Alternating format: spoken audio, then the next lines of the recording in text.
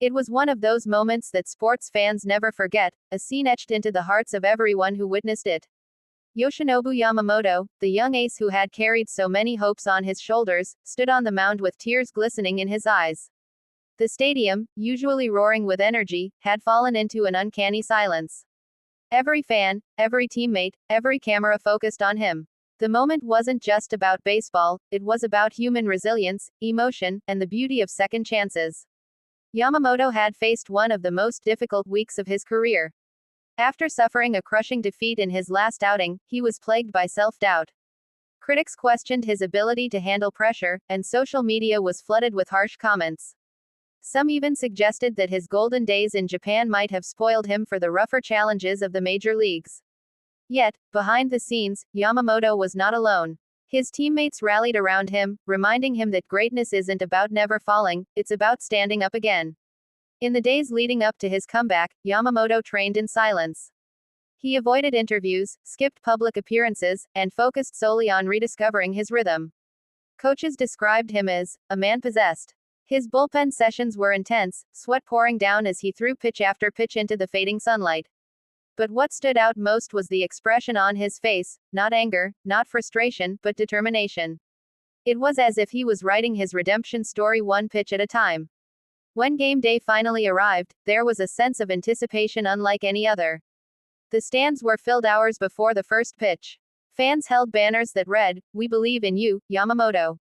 Children wore his number, waving small Japanese flags with pride. Even the opposing team acknowledged the weight of the moment.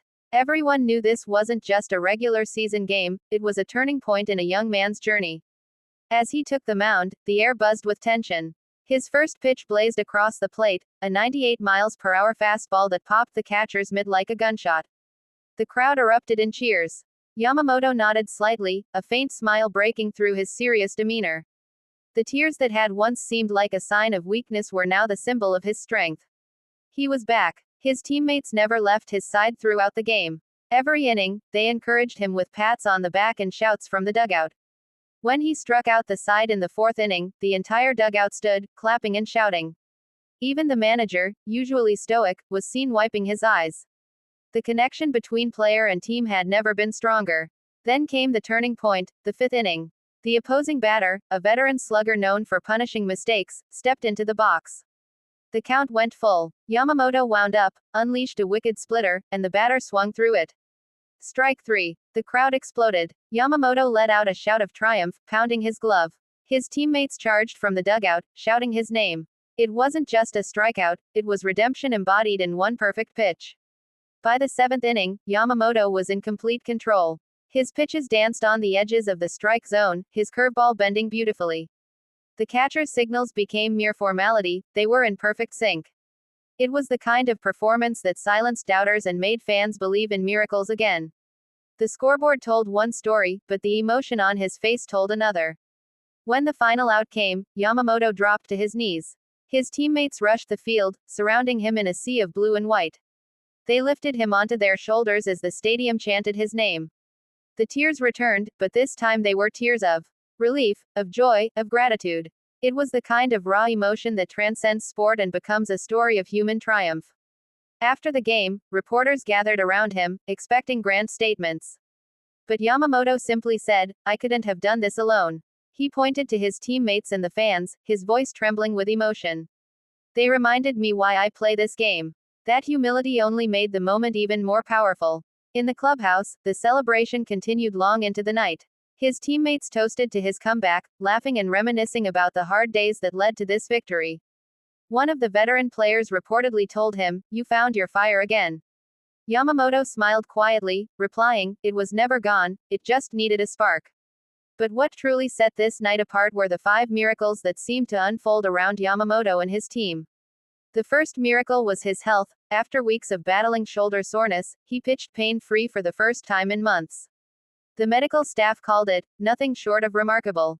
The second miracle came from the crowd. A young fan in the stands held a hand-painted sign that read, "For my brother in heaven, who loved Yamamoto." When Yamamoto saw it on the screen, he placed his hand over his heart and nodded toward the boy. The third miracle was the weather. Just before the game, rain clouds had gathered above the stadium. But as Yamamoto threw his first pitch, the clouds parted, revealing a beam of sunlight across the field, a symbolic light breaking through after days of darkness. The fourth miracle happened in the eighth inning, when a rookie outfielder made an impossible diving catch to save a run. When asked later, the rookie said, "I just didn't want to let him down." And the fifth miracle, perhaps the most emotional one, came after the final out. As Yamamoto walked off the field, a group of local children from his old neighborhood held up a banner that read, "Welcome back, hero." It turned out the team had invited them as special guests, knowing how much their presence would mean to him. He approached them, handed them his game-used glove, and whispered, "Never give up on your dreams." In the following days, the story of Yamamoto's return spread like wildfire. Local news outlets called it the miracle game. Sports analysts dissected every pitch, but fans focused on the emotion, the tears, the smiles, the unity. Messages flooded social media, not just from Japan, but from around the world. People wrote about how his comeback inspired them to face their own struggles. The impact went beyond baseball. Community groups used his story as motivation for youth programs, reminding children that setbacks are not the end. In schools, teachers showed clips of his post-game interview to inspire students to persevere. Even elderly fans wrote letters thanking him for bringing back the spirit of the game. As the season continued, Yamamoto's form improved steadily. Each time he took the mound, fans could sense that same burning determination. But more than numbers or wins, it was his attitude that captured hearts. He played with gratitude, often bowing to the crowd after games, a small gesture that carried deep meaning. One journalist described him perfectly: "Yamamoto doesn't just pitch. He tells a story with every inning, a story of struggle, courage, and redemption." Those words resonated across sports communities. He became more than an athlete, he became a symbol of endurance. Even his teammates spoke openly about how his journey changed the locker room dynamic. They said it reminded everyone that baseball isn't just about stats or fame, it's about heart. The manager later revealed that after Yamamoto's comeback game, team morale reached its highest point all season. In interviews, Yamamoto continued to deflect praise. He often said, "I'm still learning," or, "I still have a long way to go." That humility endeared him even more to fans who saw in him the embodiment of quiet strength. His comeback story reached its peak when he was invited to throw the ceremonial first pitch at a local high school tournament.